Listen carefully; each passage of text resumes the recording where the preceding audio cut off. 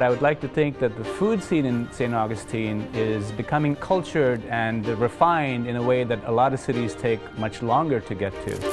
And recently, Southern Living named it to the top 5 of good dining in the South, which was really fun to see.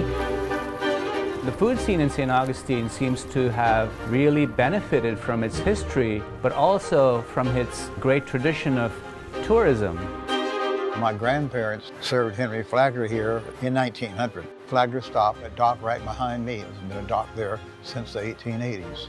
And asked my grandparents to prepare some oysters for he and his friends. And that was done, and they passed the hat. And that was the beginning of expanded meals and the boats to bring people up here. For 25 cents, you could take a boat ride up to North Beach, and for another 25 cents, you had oysters and Perlo.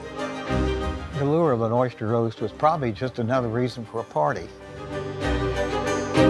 Shortly after he opened his hotels, Henry Flagler realized he was going to need a supply of fresh vegetables, produce for all of his guests.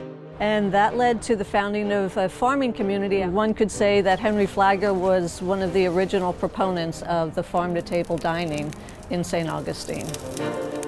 If you'd come here in the 50s, it would have probably been Pappy's over in West Augustine. It was fried shrimp all you can eat. The shrimp were entirely split, not just fanned, but split all the way back to the tail, breaded very lightly, and fried quickly. And that was the St. Augustine style.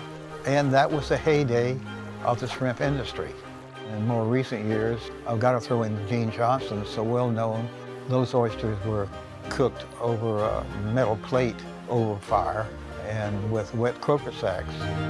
It really has expanded beyond just the small town fish and seafood from the 60s and the 70s into having a global cuisine available on a daily basis.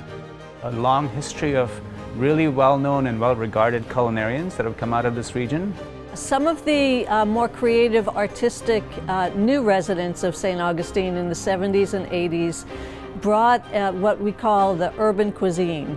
They came here to visit, but they stayed, and when they stayed, they lent their expertise and their passion to the food scene, but also to the culture of the city.